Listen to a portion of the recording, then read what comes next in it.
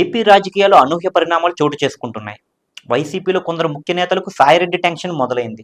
YCP హయాంలో చోటు చేసుకున్న అక్రమాలపైన కూటమి ప్రభుత్వం విచారణ సాగిస్తున్న వేళ సాయిరెడ్డి కీలక వ్యక్తుల పేర్లు ప్రస్తావించి వారికి ఉచ్చు బిగించారు. కూటమికి ఈ పరిణామాలు వరాలుగా మారుతున్నాయి. దీంతో జగన్ అలర్ట్ అయ్యారు. ముఖ్య నేతలతో సమావేశం ఏర్పాటు చేశారు. రానున్న 2 రోజుల్లో వైసీపీలో కొన్ని కీలక పరిణామాలు చోటు చేసుకునే అవకాశం కనిపిస్తుంది. వివరాల్లోకి వెళ్తే సాయిరెడ్డి తాజాగా పరోక్షంగా జగన్ను ఉద్దేశించి మరో ట్వీట్ చేశారు. కోటలో రాజు ప్రజల్లోకి రావాలని సూచించారు. కోటరీ మాటలు వింటే కోట కూలిపోతుందని, రాజ్యం పోతుందని సాయిరెడ్డి చెప్పుకొచ్చారు. సీఎంగా ఉన్న సమయంలో జగన్ ప్రజలను కలవని అంశాన్ని ప్రస్తావిస్తూ ఇప్పటికైనా ఇక ప్రజల్లోకి రావాలనే విషయాన్ని జగన్కు సూచించారు. ఇటు జగన్ పార్టీ నియామకాలు పూర్తి చేయాలని నిర్ణయించారు.